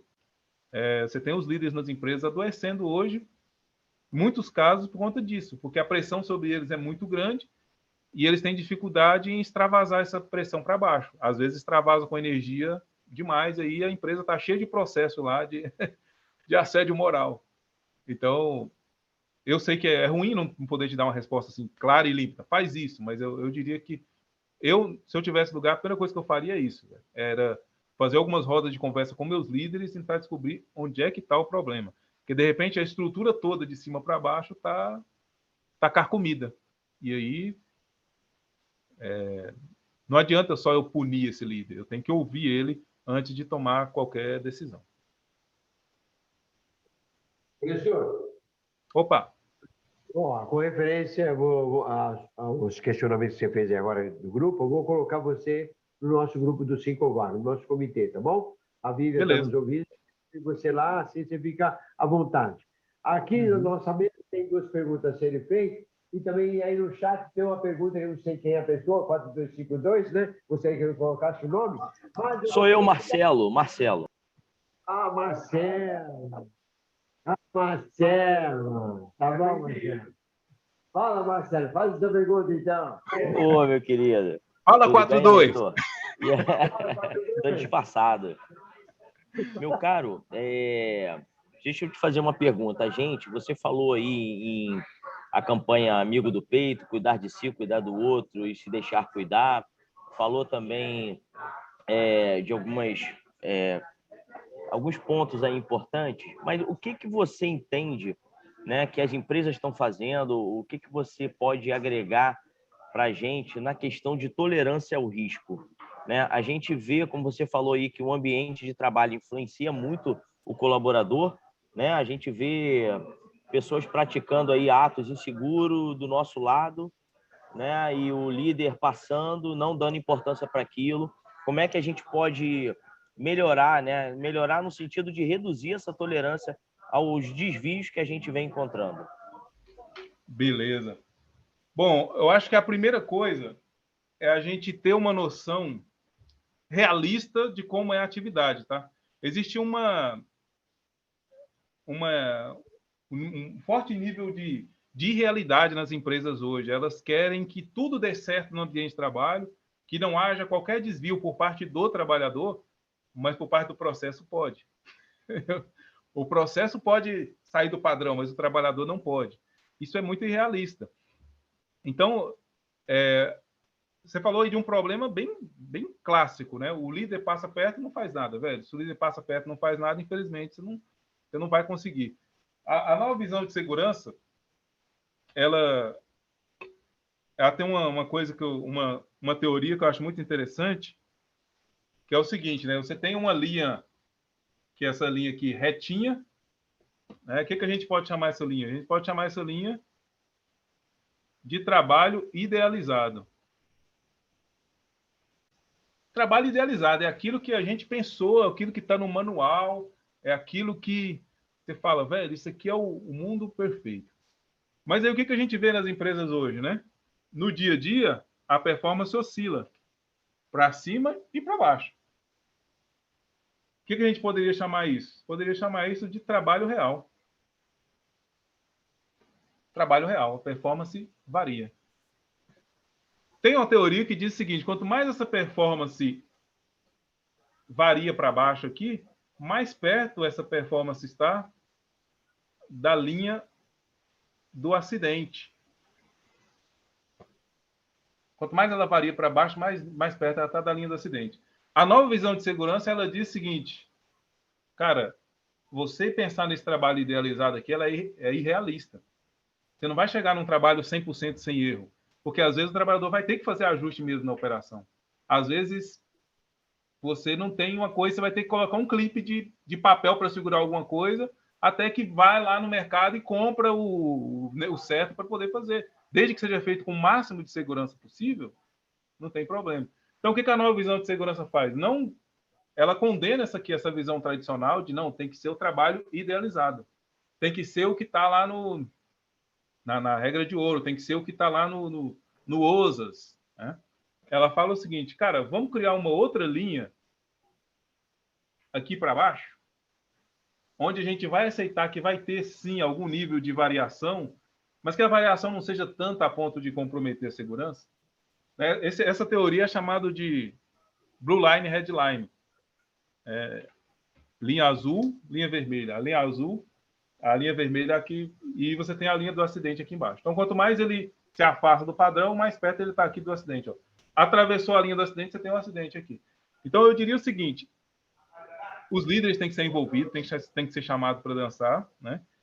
E a empresa sempre, isso é uma coisa que a empresa sempre deveria fazer. Velho, será que o que a gente está pedindo para o trabalhador, em termos produtivos, é real? A gente consegue fazer isso? Poxa, esses dias eu estava visitando uma empresa. Não, aqui a gente quer alto padrão de segurança, não sei o que, não sei o que. Cara, as máquinas da empresa é da década de 40, 60. Como é que você vai ter um padrão de segurança idealizado aqui? Performance retinha, onde não falta nada, não falta material, não falta matéria-prima, não falta produto, a manutenção está sempre em dia, o trabalhador está sempre bem, está tudo bom. Como é que você vai ter uma linha como essa aqui num ambiente cujo no ano de 2023 a galera trabalha com máquinas da década de 40, 50 e 60? Não vai, não é realista. Então a empresa ela tem que fazer isso aqui às vezes. Abaixa a régua um pouquinho, vamos trabalhar dentro da realidade. E vamos fazer o seguinte, o que a gente pode fazer para que, mesmo nesse ambiente caótico que a gente tem aqui na nossa empresa, a gente possa produzir com o mínimo de segurança? Então, é isso que eu faria, entendeu? Avalia a minha régua e envolve o líder. Isso é fundamental. Nenhuma iniciativa de segurança vai dar certo na empresa se a liderança não comprar a ideia. Nem o cuidado ativo, que é tão bacana. O cuidado ativo é show de bola. Mas nem ela vai dar certo se a liderança não comprar a ideia. Não sei se eu te respondi, mas acho que é algumas reflexões. Respondeu sim, obrigado. Valeu. Legal. Nestor, a mesa tem uma pergunta a fazer. Oi, Nestor. Primeiro eu quero agradecer porque eu estou aqui rindo por dentro, né? De alegria. Eu não sou técnica de segurança, não sou da área de segurança, eu sou pedagoga. E eu estou aqui no Sincovaga porque eu coordeno um programa de inclusão. E eu trabalho muito com a questão da inclusão da pessoa com deficiência. Então, de acessibilidade, de barreiras, de ambientes de trabalho, onde se encontre soluções para que pessoas com deficiência, com algum tipo de limitação, possam estar seguras. E nas minhas andanças por aí, eu tive na construção pesada, também tive numa hidrelétrica, e como pedagoga eu nunca tinha olhado para a questão do lazer como uma forma de... o lazer como uma forma de deixar esse trabalhador se sentindo pertencente e feliz dentro daquele ambiente. Então, olhar para o indivíduo, olhar para o contexto, olhar para as necessidades, rever rotas, eu acho que é primordial, é super importante. Então, para além... E eu sempre acreditei na discussão das pessoas, no olhar das pessoas para o cenário. Olhando para a segurança, entendendo que a visão do trabalhador é importante, que a visão do líder é importante, que outros profissionais ou que outras áreas você acha que são necessárias dentro dessa discussão? Se eu componho um comitê, ou um grupo de trabalho, um grupo de aprendizado, para pensar na questão da segurança, além do próprio trabalhador, do técnico de segurança e da liderança, quem a mais eu posso trazer para essa festa para dançar junto com a gente? Legal, muito boa a pergunta. Primeira coisa, eu acho que a gente tem que observar a realidade da empresa, ver o que a empresa está passando. Sim, mas no geral, na visão geral, sabendo que hoje a gente vive no Brasil uma explosão em nível de estresse, em nível de burnout, e até aquelas áreas que antigamente não eram vistas como áreas problemas, como áreas administrativas. Hoje a gente tem muita gente de área administrativa que está se afastando por causa disso, por causa do burnout. Eu diria que de início, na maioria dos casos, eu tentaria trazer aí um psicólogo do trabalho para poder trazer para a roda de conversa, principalmente se a gente estiver falando desses ambientes mais corriqueiros nas empresas hoje, que está ligada à alta carga mental, burnout, esse tipo de doença. Então, acho que o psicólogo do trabalho, como ele normalmente tem uma visão ampla da questão da saúde e da visão da saúde no trabalho, ele joga muito bem, né, com técnico de segurança, engenheiro de segurança, RH, educadores e tudo mais. Eu tenho visto muitas empresas fazendo isso, tá? O mercado para psicólogo do trabalho, acho que nunca teve tão bom quando ele está sendo agora, justamente porque eles conseguem ajudar a gente a ir além dessa questão do uso do capacete, né, digamos assim. Como a gente falou no início, a segurança é muito EPIzada no Brasil. O pessoal só pensa em, não, segurança é EPI, segurança é a ausência do acidente. Pois é, mas hoje, se a gente for olhar pelos dados da Previdência, a gente vê que o maior problema, o maior índice de afastamento não está mais na construção civil, não. Está nas áreas administrativas. Hoje o problema é a carga de trabalho. Hoje o problema é a pressão por produção. Hoje o problema, muitas vezes, é os líderes que estão adoecidos, né? Então, eu chamaria ele, o psicólogo do trabalho, em primeiro momento. E aí, observando o ambiente de trabalho, sei lá, talvez uma ginástica laboral possa fazer sentido. Aí chama lá um fisioterapeuta, etc., né? Tudo tem que ser pensado nesse sentido, tá? Olha para o ambiente e vê lá. Mas assim, se eu tivesse um time hoje e precisasse chamar um cara para jogar, e se fosse nesse contexto aqui, eu chamaria um psicólogo do trabalho. Eu acho que ele ajuda a somar muito, assim, no momento inicial. Obrigada. A nossa pedagoga não se identificou, né? Só disse que ela é. Quem ela é? É Fátima. É a Fátima, que faz parte aqui. Obrigado, Fátima. Eu sou meu chato. Não sabe quem é a pessoa, não conheço ela. Conheci ela hoje. Vamos lá, tem outra mesa aqui fazendo a pergunta para você. Oi, Nestor, bom dia. Sou o Rafael, engenheiro de segurança, né, do GPA, e trabalho lá no Rio. Hoje estou aqui em São Paulo. Muitas das informações que você trouxe aí, essas metodologias, já são até aplicadas por algumas empresas assim mais críticas, vamos dizer, aviação, usinas nucleares, refinarias, etc. Porque o impacto ali vai ser muito grande caso aconteça algum acidente, né? Isso vai gerar uma comoção muito grande, pode causar um estrago, né, muito grande. Já trabalhei nessa área, nessa parte desse tipo de classificação de risco 4, né, vamos dizer assim. E hoje elas já trabalham com profissionais de fatores humanos, né? Então, assim, eles já têm essa visão e vê que é uma necessidade mesmo. Tentando trazer agora para a nossa realidade do mercado, que a gente está falando de um grau de risco 2, onde a gente tem uma grande quantidade de acidentes, uma recorrência grande, mas com a gravidade pequena, vamos dizer assim, né? Porque o nosso risco ali ele é bem menor do que essas empresas que eu citei anteriormente. Como haver uma comoção, conseguir vender a ideia de que é importante também a gente implantar esses conceitos atuais aí para a nossa área. Legal. Bom, hoje a gente tem aí, por exemplo, até a ONU, né, falando sobre níveis de felicidade e tudo mais. Tem empresas que já estão focando em campanhas de felicidade interna, coisa que alguns anos atrás você falava, velho, isso é frufru. Isso aí não existe. Hoje já tem empresas olhando para esse lado. Então, eu olharia para esse lado, um lado mais do bem-estar. Trabalhador motivado, produz mais. Trabalhador que se sente bem, produz mais. Aquelas empresas que normalmente estão hoje com pico de produção, normalmente são empresas que têm uma cultura mais madura nos seus processos, mas também na gestão do seu capital humano, na gestão das pessoas. Então, se eu fosse vender essas ideias para um líder, eu olharia por esse lado, tá? Como é que está o nível de afastamento, principalmente relacionado a causas mentais no trabalho, né? Quando a gente está falando de uma empresa de grau de risco 2, na maioria dos casos, o problema não é tanto o acidente com lesão. Às vezes está ligado a essa esfera mais psicológica da coisa. Então, talvez olhar os números, né? E às vezes vale a pena até dar um passo atrás aí. Tem empresa que está sendo penalizada no FAP, né? O fator acidentário previdenciário. Já pensou se a gente olha numa empresa desse grau de risco 2 e descobre que a empresa está perdendo 1 milhão por ano, 2 milhões por ano, por conta de afastamento no trabalho, adoecimento no trabalho?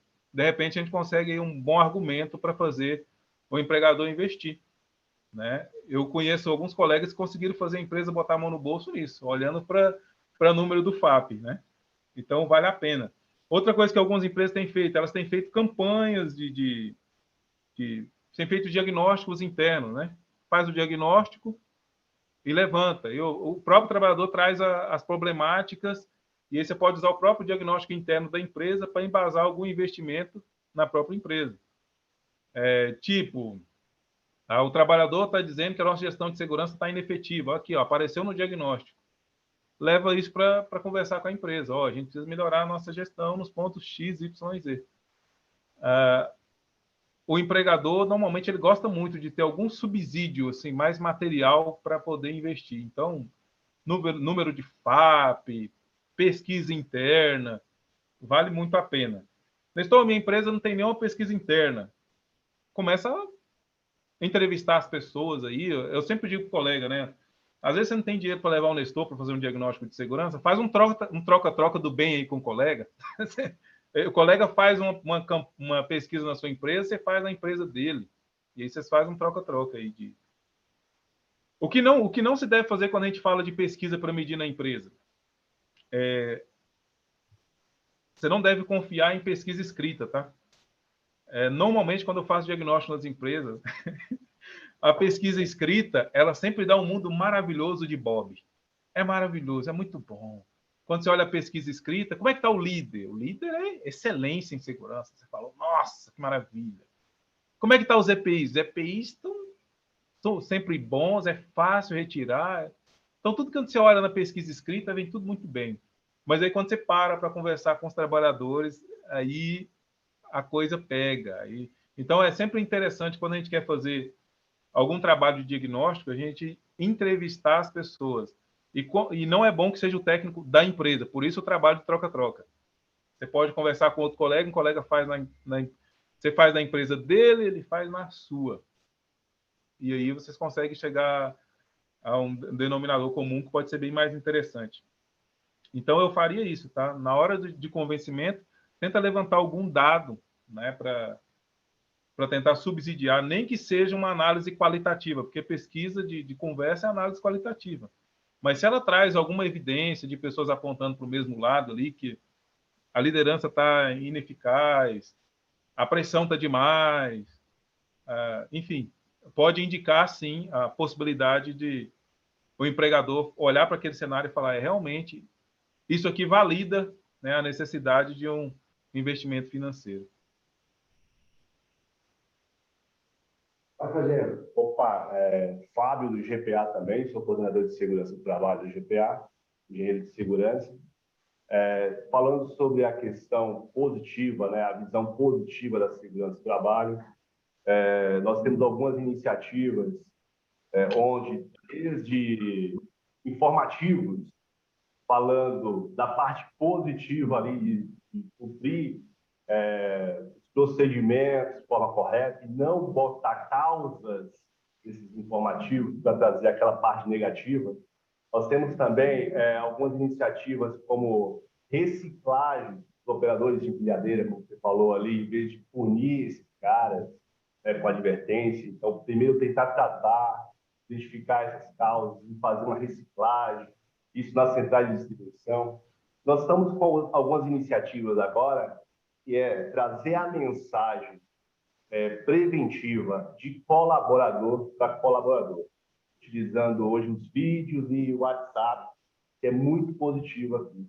E nossos técnicos deixam um pouco ali, saem um pouco ali do protagonismo e coloca o colaborador dando dicas de segurança para o outro fazer nas outras unidades. Isso é através de vídeos. Eu aqui falando, pessoal, ó, aqui nós, na nossa loja fazemos isso, façam aí que vai dar certo. Eles se sentem engajados. E aí, Nestor, a minha pergunta vai para a gente aumentar um outro passo, dar mais um passo nessa questão de cultura e melhorar essa cultura. Temos algo a mais a ser implementado? Qual dica que você daria para nosso segmento, que é aí a parte de varejo? Olha, uma coisa que eu tenho visto que está funcionando muito é a questão de você ter os learning groups, né? Se a sua empresa não tem ainda, acho que é uma ferramenta que talvez valha a pena implementar, né? Os famosos grupos de aprendizagem, né? Onde você, periodicamente, reúne os trabalhadores para debater os desafios que eles têm, né? Do ponto de vista produtivo, né? E esses desafios do ponto de vista produtivo que englobam, evidentemente, também a saúde e segurança. E quando você tem um aprendizado e quando o trabalhador se sente ouvido verdadeiramente, ele tende a se engajar absurdamente nas questões de segurança. Esses dias eu tive numa empresa que tem uma cultura de segurança até madura, até legal. Aí a gente estava fazendo uma palestra sobre percepção de risco e cuidado ativo. Uma trabalhadora veio conversar com o profissional e relatar para ele uma situação inconforme. Na verdade, ela veio e relatou umas 5 situações inconformes. E aí, o que o profissional de segurança falou para ela? Falou, ó, faz o seguinte, entra lá no site e abre um chamado. Falei, velho, nós estamos num ambiente aqui de aprendizagem. A gente acabou de falar durante a palestra para eles procurar os profissionais e falarem. Aí, quando ela procura o técnico fala, vai lá no site e abre um chamado, entendeu? Então, o que eu quero... Isso é só um exemplo, né? Não estou falando que isso acontece na empresa, é só um exemplo do quanto, infelizmente, às vezes, o setor de segurança ele distancia muito do trabalhador. A gente tem que aproximar mais, né? Tem que aproximar mais. E quanto mais a gente fizer isso a nível pessoal, melhor. Porque o pessoal, ele engaja muito. Então, aí tem gente que fala assim, poxa, Nestor, mas é que a gente precisa documentar esse pedido da trabalhadora. Ok, concordo, beleza. Mas o que poderia ser feito, então? Ó, vamos fazer o seguinte, deixa eu abrir o computador aqui agora, você vai narrando para mim, eu já vou escrevendo aqui, a gente documenta. Pronto, você documenta as coisas. Só que essa distância do setor de segurança para com os trabalhadores, ela é muito prejudicial, porque a gente está fazendo a segurança para os caras, mas a gente não tem tempo para conversar com os caras. Então, é por isso que eu vejo hoje, no topo da cadeia alimentar de gestão de segurança, essas empresas que praticam, né, a escuta ativa do trabalhador e, principalmente, aquelas que dão feedback. Né? Tem muita empresa que até escuta bastante, mas dá pouco feedback, não adianta nada isso. Você está, por um lado, você está inflando ali, mas por outro, você está desinflando. Né? Esses tempos atrás, eu fazendo um trabalho numa empresa, uma trabalhadora ia me contar o descontentamento dela. E, assim, foi nítido ver na cara dela, assim, tudo que ela estava aborrecida, chateada com o que estava acontecendo. Ela disse para mim assim, Nestor, na nossa empresa, eles orientam a gente a uma vez por ano, é uma campanha que tem lá para a gente relatar, né, as não conformidades e oportunidades de melhoria. Ela falou, poxa, eu passei um tempão juntando fotos, aí fui lá, fiz o e-mail, fiz o esquema numericamente falando, item 1, coloquei foto, descrevi a situação. Já passou 2 anos e ninguém me deu uma resposta de nada. O que eu quero dizer aqui? Isso, infelizmente, acontece em muitas empresas. O trabalhador é estimulado a falar, não sei o quê, mas ninguém ouve ele, na verdade. Então, as empresas que estão no topo da cadeia alimentar de gestão de segurança, elas têm feito muito isso em dia. Porque as pessoas querem pertencer. Ela trabalha, ela passa o dia todo, ela quer pertencer. E, às vezes, o setor de segurança não tá disponível para isso. Não tem estrutura, não tem maturidade e, às vezes, não tem nem a boa intenção, né, de fazer essa devolutiva. Essa devolutiva é fundamental quando a gente fala de cultura. Então, parabenizo você por você estar já num nível aí diferenciado, né? Mas dá para aumentar. Quando a gente fala de cultura, né, vocês têm uma ideia, você tem, pela metodologia Hearts and Minds, 5 níveis de cultura. Então, você tem o nível de cultura patológico, reativo, burocrático, proativo e sustentável. Vou repetir de novo aqui, ó. Patológico, reativo, burocrático, proativo e sustentável. Tem muita empresa que ela chega no burocrático, aquelas que têm a papelada de segurança funcionando, e elas acham que elas já estão maduras. Não estão só no meio do caminho ainda. Para chegar até o nível sustentável, lá o 5º nível, ainda tem um chão, né? Você tem que passar por ter uma segurança proativa. No proativo é esse ambiente onde as demandas de segurança vão e voltam, onde o trabalhador fala e é ouvido também. Beleza? Então, enfim, espero que tenha colaborado com algumas inquietações aí para você. Nestor, nós já estamos chegando ao final, faltando aí 10 minutos. Você colocou vários pontos importantes. Aí eu vou fazer uma pergunta para que você possa, resumidamente, que nós temos muito que aprender. E o comércio varejista e atacadista, ele tem as suas linhas próprias, a sua forma própria de trabalhar, que é o simples e bem feito. Na verdade, não é nem simples, não é nem bem feito, tá? É tudo complicado porque nós complicamos mais. Essa é a verdade. E outro fator que nós encontramos é a distância, né? Quando você está numa indústria, numa fábrica, ela tem 2 portas, uma de entrada e uma saída. E, na verdade, na nossa área, nós temos aí, tem empresas nossas que estão aqui, tem 10, 30, 40, 50, 60 portas, né?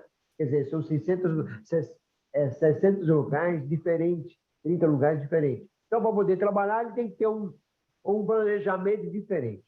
Então, a nova visão de segurança, você disse, você abordou bem, um fator importante é a cultura, e quando se fala em cultura, a gente traz a educação, né? Isso é ponto fundamental.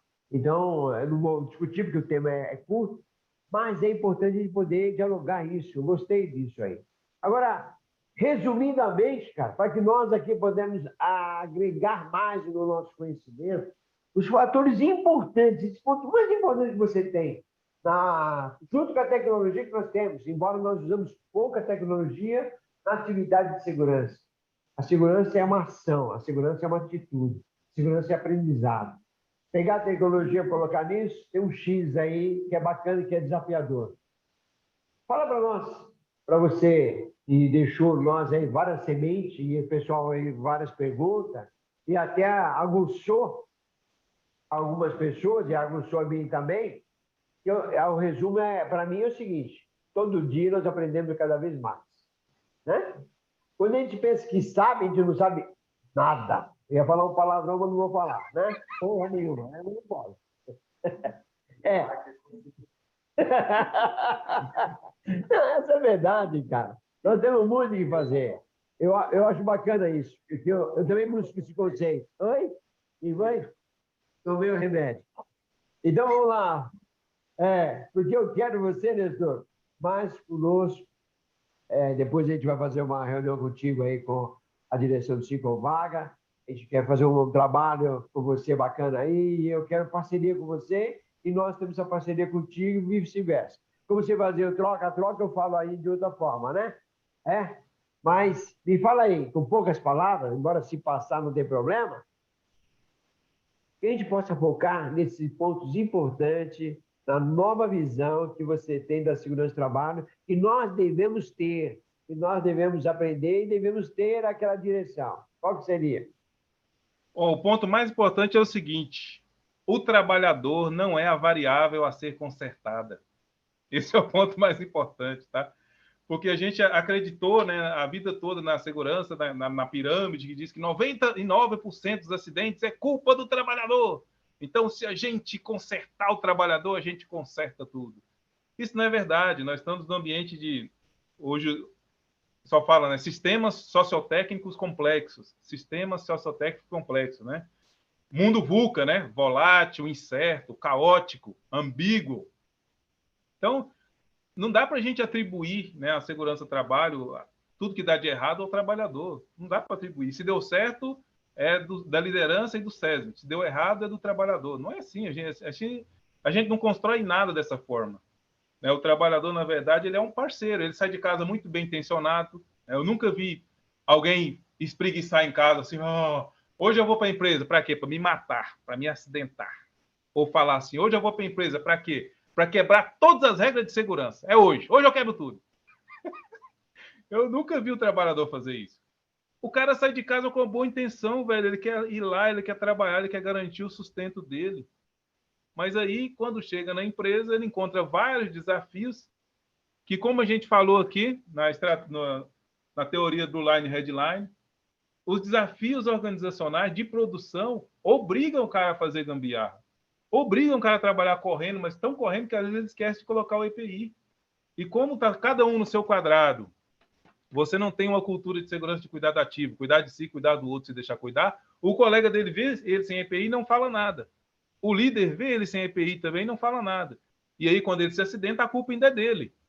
Então, a gente tem um ambiente de trabalho que a gente precisa tornar ele mais humano, né?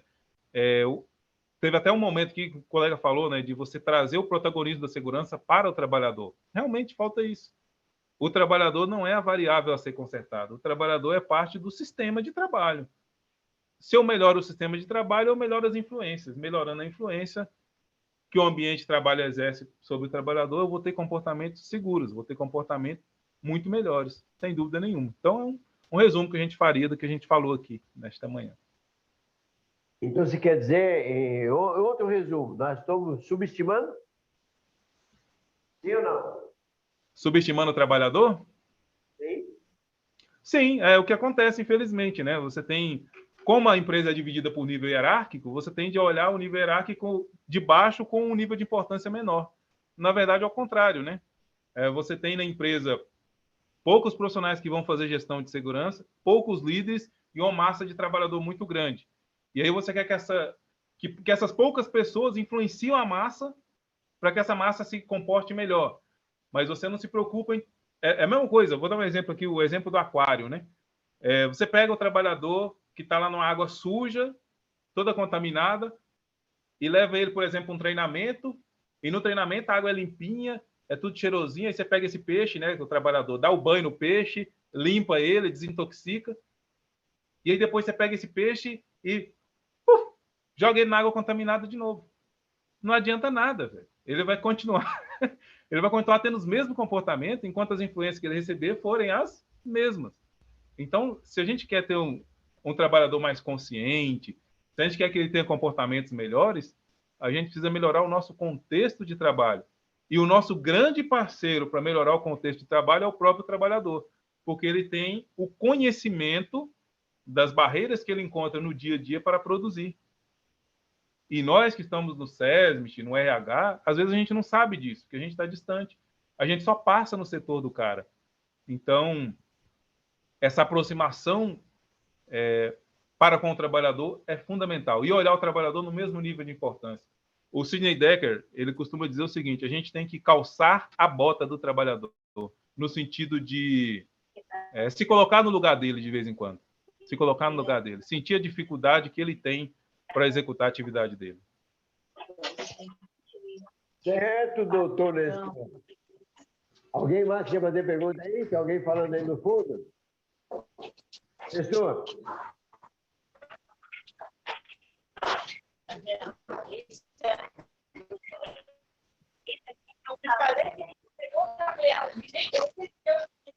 Minha falta da boca aí. Tem gente com o celular com o negócio aberto aí. Gente, encerrando aqui, eu vou só sugerir alguns livros. Posso?